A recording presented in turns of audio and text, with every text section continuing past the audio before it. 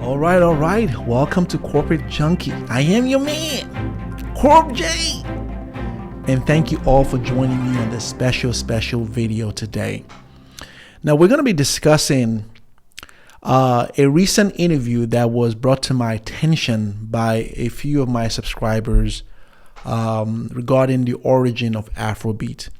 And so I want to say thank you to those subscribers of mine that brought this to my attention. Now, we're still having a conversation around this. I'm not sure why we're having a conversation about the origin of Afrobeat. If you've heard me and if you've been following my channel for a while, you've often heard me cover this extensively. There has been articles written by many credible sources about the origin of Afrobeat, which is that Afrobeat started in the 60s and 70s by a man known as Fela Kuti in Nigeria. And Fela Kuti was a Nigerian. And so you've often heard this. And so no one debates this. At least no credible source debates the origin of Afrobeat. Afrobeat is a popular music genre today. It's the fastest growing music genre that we have today. Everyone is playing to Afrobeats. Everyone loves Afrobeat. Afrobeat has crossed over from the African continent and is all over the world now. You won't find one person on this planet that isn't familiar with Afrobeats. Everyone loves it because Afrobeat stands for what's clean, what's unique. You can play Afrobeat with your kids. You can play with your elders. You can play and enjoy Afrobeat with your family. Afrobeat is such a beautiful music that it has become something that everyone really can identify with. And there's a pride to a lot of people when they are playing Afrobeats, because like many other music genres that have preceded it or that we have, Afrobeat is clean. It's beautiful. It's really kind of expresses Nigerians' culture and represents Africa also. And so Afrobeat is a popular music genre. It's going to be here for a while. And we're very proud of Nigerians. We're very proud of all the Nigerian artists that have really taken Afrobeat to the world stage and have made it such a popular music genre, as well as Nigerians who have pushed this, right? Because the credit is not just to the artist. Nigerians, Nigerian listeners, Nigerian audience, Nigerian citizens, both in the continent and also in the diaspora, really pushed Afrobeat and made it popular. It's not easy, right? It's not easy. And so Nigerians need to be credited for this. Nigerians have done such phenomenally well as it relates to Afrobeat's globalization, its dominance, its popularity all over the world. So kudos to every Nigerian that has really made Afrobeat a powerful music genre. Now, while we are all celebrating this, there are a few that aren't happy with the success of Afrobeats. There are a few people that are griping at the success of Afrobeat. One particular country, and I've often talked about this, but one particular country, Ghana, has remained an agitator as it relates to the success of Afrobeat. Now, could it be, right, that Ghanaians are not happy that Nigerians have found something so unique, something so popular, and have made it such popular music genre and have taken it to the world stage? Could it be because that is the reason why? Could it also be because Ghana, again, when I mean Ghana, I'm not talking about the majority of Ghanaians now. We know majority of Ghanaians, I would like to believe, really love Afrobeat and have taken to Afrobeat. Now, we've heard popular Ghanaian artists really defend Afrobeat. The likes of even recently Wendy Shea, who really kind of on her Twitter page promoted and Afrobeat. And this is what she said on her Twitter page. On September 10th, she released a statement, and she says, Ghanaian artists should thank Nigerian artists for bringing the world's attention to Africa through Afrobeats. Ghana, wake up. So that's what she said on her Twitter profile on September 10th. Now, she obviously got a lot of backlash for that from Ghanaians who didn't like that she, a popular Ghanaian artist, was making that type of statement, which is true. So she doubled down on that by releasing another one on her Facebook page to echo what she said on her Twitter page. And here's what she said on her Facebook page. Now, give Nigerian artists their flowers for bringing the world's attention to Africa through Afrobeats, and you people vex. I will say it again, let's swallow our pride. Go to them and ask them how they did it. They might show us the road. God is using me to speak to you. You people, no one listen. God, now wake up. So that is a post she made on her Facebook page, which has since been deleted because of the backlash she's getting from a lot of her countrymen, Ghanaians, regarding this. But nonetheless, we have a lot of people who have affirmed the fact that we all know about Afrobeat, which is that Afrobeat is a Nigerian thing. Nigerians own this. Nigerians created this. The artists that most people recognize and know of in the world are Nigerian artists, and that is not debatable. But we have Ghanaians that debate this, and I'm going to talk to you guys about a recent interview that DJ Pakorich, who is a content creator on YouTube, made. He interviewed another individual, DJ Ashmen, on his podcast and released a video on this. And this is very, very interesting. And I want you guys to take a listen to this, because what this will tell you is the mindset that you have with a lot of Ghanaians that really make this ridiculous claim regarding Afrobeat. So I'm going to have you guys listen to that. Now, before we do that, I really want to kind of help many of you who may have really visited my channel or have discovered my channel for the first time and are just hearing of this for the first time. So let me tell you how we got here. Okay, let me tell you how we got here in terms of these conversation, which is part of a larger conversation that's being had as it relates to Afrobeat. Now, in August, I did a video. In August, I released a video. It was a review video on the documentary that was made by a Nigerian director who is a controversial director known as Ayo. It's a documentary called Afrobeat: The Backstory, released on Netflix. In this documentary, a statement was made, which I want you guys to take a listen to what I talked about in terms of that when I reviewed that documentary on my video in August. Take a listen. I want you to hear it from him. And what you're going to hear, and what I disagree with, is that he credits Ghana for the creation of Afrobeats. Understand, and let me be clear, that is totally false. Ghana did not create Afrobeat or Afrobeats. It is not a Ghanaian creation, okay? Because it is a legacy, all right? No one takes their country's legacy or takes their legacy of a particular people and just mishandle it. You need to be very careful what you put out there. And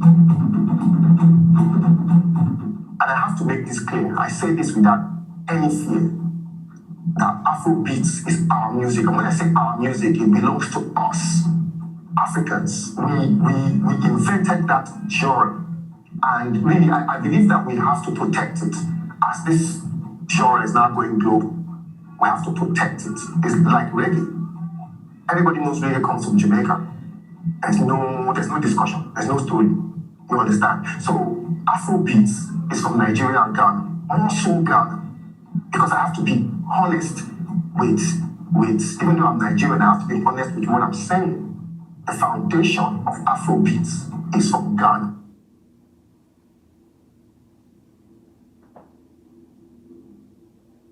Okay, so you heard that. So that particular video spurred a petition which has since been created by myself and my team to really have Netflix retract that statement. So we began a petition back in August. And this petition, the goal for the petition is to really get 100 signatures. We've surpassed that goal. And now we're in our second goal to get 200 signatures, and many people have signed that petition. We currently have 151 people now that have signed that petition. Thank you to every one of you that have signed the petition. And if you want to find that petition, the link of that petition will be in this video, as well as it will be linked to any other videos that I have on this subject. You can always find that petition. So go ahead and make your voices heard, because we need Netflix to retract and correct that statement. Now, here's why it's important for us to really stand by that petition and really have our voices heard on this. Is because when you find Afrobeat, as Afrobeat is successful and Afrobeat is making its rounds all over the world and everyone is adapting to Afrobeat, there are going to be vultures. These are what I call vultures that will attempt to really steal the thunder or steal the legacy from Nigeria. There'll be people that will try to hijack this whole thing. It happened a little bit with hip hop, where there are people that in the days of hip hop try to hijack hip hop, and they did for most part. And you'll find that hip hop, primarily, even while you have the voices and the faces of African Americans as the artists that you know, hip hop really wasn't owned in terms of the distribution deals, in terms of the label, in terms of all of that by African American. It was owned by the white culture. And that is an attempt, and that was what was done to steal hip hop. And you often will find that with any successful music genre. And you're seeing that now with Afrobeat. And I want to caution Nigerians to really pay attention to this. Because while Afrobeat is making its round, there are going to be voices like this Ayo, who is a Nigerian, who sadly, not sure why he would make a statement like that, but he's obviously misinformed individual on the topic of Afrobeat. You will find voices like that and voices like people in Ghana who are misinformed and not informed with history and knowledge of history, making claim that Afrobeat was found from anywhere other than Nigeria. Because many credible sources that have written about this, historians have written about this extensively, and they've always written on the basis and the fact that Afrobeat was founded in Nigeria by Fela Kuti, a Nigerian. But nonetheless, I want you guys to listen to the sentiment that you would normally find with Ghanaians that make this claim. So, there was a bit confusion from a viewer and a subscriber about Afrobeats and Afrobeats, the one with S and the one without S. Okay, I've done a couple of X research, but I think you are well enlightened when it comes to stuff like that. So I would want you to share your view. What is the difference between Afrobeat with S and a regular Afrobeat? Okay. Yeah. Well, let me greet your viewers and your subscribers right there too, and also welcoming me to your platform. I'm grateful. Thank you, my brother. The Afrobeat thing, we should look at where it started from, right? All right. It didn't start as Afrobeat. Okay. It started like. Which of them are you talking about? Is it the one with the S or the one without S? Even both. Okay. I'm breaking it up from the genesis. Okay. It didn't start with S or Y or whatever. The genesis of this whole thing was high life music. Okay, so I want to pause there for a second, and I want to point your attention to what he said, because this is something you often hear from a lot of Ghanaians in terms of the genesis of this whole thing. Now, he's about to make the claim that the genesis of all of the music, Afrobeat, started in Ghana. Now, if you hear Ghanaians talk and you leave it to Ghanaians and people like this, they'll tell you that life originated from Ghana. Okay, they'll even tell you that Jesus Christ was born in Ghana. They will tell you stuff like that everything originated from Ghana, that somehow Ghana was the originator of many things that we're seeing right now, which is not true.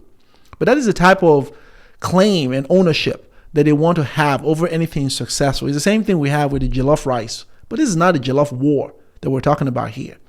Okay, now that's the type of thing you hear, and sadly you hear people like Dyer, echo these types of things because he listens to these types of individuals. But you will never find anyone credible say this. You will never find the likes of Tony Allen, who was with Fela when Fela was really coming up with his music. Tony Allen was a drummer on Fela's band. You will never find him say that he also affirms the fact that Afrobeat was started by Fela Kuti in Nigeria. You never find the likes of Sandra Isidore, a young lady that Fela dated briefly, who is from the United States, from LA, when Fela came to the United States. You never find her say that. She also affirms the fact that Afrobeat was founded by Fela Kuti. You will never find any And I'm going to play also another individual for you all who is a guitarist, a popular guitarist, a Ghanaian, who is currently still alive with us, a legend, someone who pioneered the whole high life music back in the days. You also never find him saying that, and I'm going to play his statement that he made. But before we go into it, let's finish up this interview with this individual. But I wanted to just pause so you understand the mindset of a lot of these Ghanaians that make this ridiculous claim. Is this notion that Afrobeat somehow originated from Ghana. Ghana somehow was the originator of all things music. Keep listening. Yes, high life music, which is Ghanaian, it started like from Ghana, along the coast. Okay. You understand? Okay. Now, when fast forward, when Fela came to Ghana, that time Fela was not doing Afrobeats. Okay. That's the one with that X. What was Fela doing? He was not doing back in those days. Fela was doing funk and ska music. You can check it out. Was he doing jazz too? And that was a funk, jazz, and ska music, basically. Okay. So carry That's on. what Fela was doing. So that was what Fela was doing. He was not doing, let's say, Afrobeat that we see or that we heard him do. Okay. But he was doing funk, jazz, and ska music.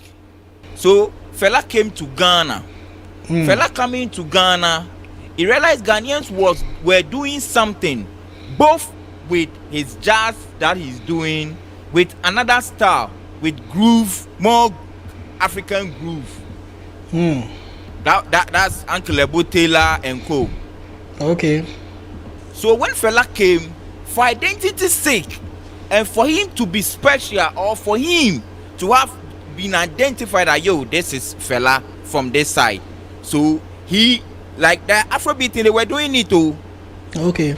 But when Fela came, he fused his style to it. Okay. So I want you to also to to pay attention to what he said. That Fela was mostly doing funk, jazz music back in the days. Now, what he is alluding to is that fact that Fela was spending a lot of his time playing music that were not African music, but they were mostly foreign type of music. And so that's something you will never find. You know, what you would often hear and you'll find from credible sources that Fela was inspired by a lot of these music genre, funk, jazz, that he was inspired by, as well as many other music genre.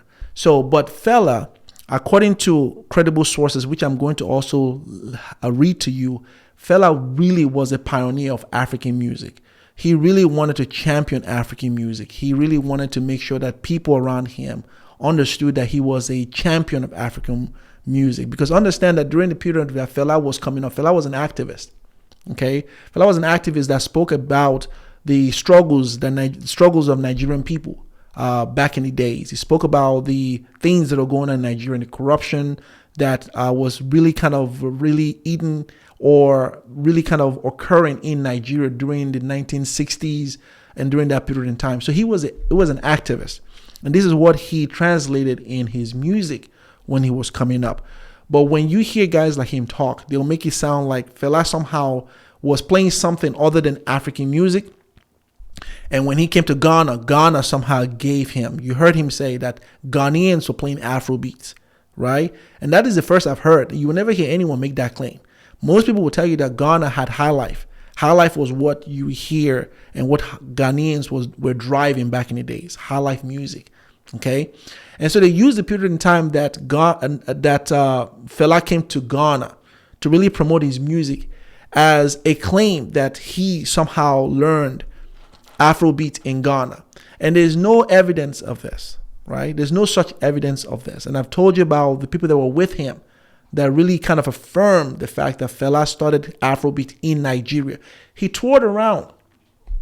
He went around playing his music, kind of like what we're seeing today. It's not new that artists leave their country and go to the different place to play their music. They leave their country, they go to Ghana. Fela went to Ghana, went to different other African countries like Tanzania, went to Kenya, went to different places to play his music. It was all over the map, right? Playing his song as well as international. Fela was known internationally in the United States. There's universities that actually study it. They actually study Fela and his influence and his contribution to music. It's not any different from what we're seeing today with Burna Boy, the video that go around playing the music. Now, to have someone and country like Ghana claim Afrobeat because Fela stepped foot in their country and said that Fela was taught in Ghana, there's no evidence. There's no such thing. It's ludicrous, right? And so this is what this individual is saying. But let me go ahead and have you guys listen to a few more of this, and we'll wrap this particular interview up. He didn't do anything new. He just fused his style to it. You understand? So the reason why a lot of people, yes, the Afrobeat Fela championed it, he made it big, no two ways about it. But they were already doing it here in Ghana. Interesting. Even once upon a time, Fela was banned in Ghana. Because politicians, they connect. Yeah. The Ghanaian politicians connect with Nigerian politicians. Once upon a time, even when Nigerians, they have their some Biafra misunderstanding and all that, they came to Ghana to solve it. They call it the Ebri Accord or something. You can check that one also out online. Right. Okay, so that's enough of that rhetoric out there in terms of all of these happen in Ghana, and Ghana really somehow is the originator of all of this. All things music, all things politics, all things learning. It's ridiculous. And you start to sound like a broken record when you are talking like this, because it makes you not intelligent, it makes you not knowledgeable of history, and it discredits you whatsoever. Okay, so now I want you to hear from someone that was actually there, someone that rode with Fela, that really kind of was with him when he was forming his music and when he created Afrobeats. And I want you to hear from an individual who is, as I mentioned, a popular guitarist in Ghana. He's a Ghanaian. He was very instrumental in championing high life when high life was coming up back in the days. This individual actually has made several statements on this. Okay, Mr. Taylor has made several statements on this. There's actually a piece, an article on CNN Style that I want you guys to take a look at in terms of his comment around Fela really kind of pushing Africans and also the likes of him to really kind of play African music. Okay, Fela was pushing the likes of them to really kind of play African music and none of the foreign music that many of them were adopting at the time. So I want you to take a listen to what he said on an article posted on CNN Style regarding that. So Fela used to come to my apartment in Willesden quite often, and we spent hours playing records, Taylor said. When he came to Ghana in '67, he drove to Cape Coast to see me, and we spent the afternoon talking about African unity. Now, Taylor credits Kuti with pushing him and others to compose distinctly African music. He, Fela, never understood why, as Africans, we like playing jazz. He wanted us to be ourselves, be original, and tell our own story, Taylor said. Now, this is what he said regarding the attitude that Fela had towards African music. But when you hear the likes of Ghanaian, like the individual I just played, you would think that Fela somehow was playing foreign music and he wanted to just only play foreign music, and somehow Ghanaians gifted him with African music. You will hear that type of ridiculous rhetoric from people like that. Now, it's also factual that Fela was inspired by all of these music. He was inspired by jazz. He was inspired by a lot of these other music that existed during that time. But it is not unusual. Okay, it is not unusual to be inspired. That's what artists do. If you're an artist, you're inspired by a lot of things, right? It's not unusual because you find artists today, the Burna Boys of our time, the Davido, the Kiss Daniel, the Techno, the artists that we all know today. They all are inspired by, hip hop. They're inspired by pop music. They're inspired by reggae. They're inspired by a lot of music genres. It's not unusual. But this idea that because someone was inspired by music now means that particular country now lay claim to that particular music, it's ridiculous and it's ludicrous. So I want you now to listen to this interview by Taylor in terms of the origin of Afrobeat. Nice. You know the name, right? My name is DJ Pakorich. And yesterday on my channel here, we dropped the video. There was a discussion with a Ghanaian DJ called DJ Ashmen. And there was a lot of confusion and misunderstanding. But I managed to do some magic to get one of Fela's very good friend. Somebody that he schooled with.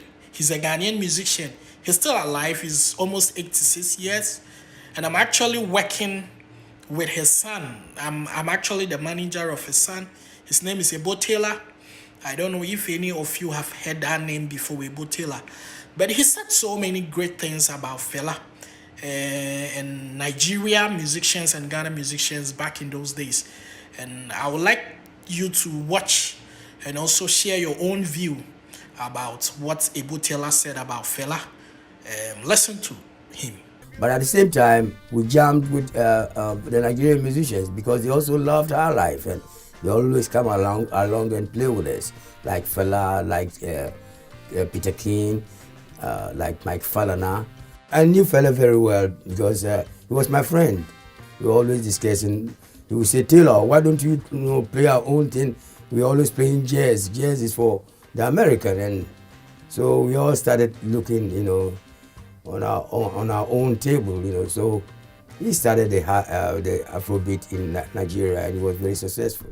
Okay, so you heard EBO Taylor say that, right? And this is somebody that was with him.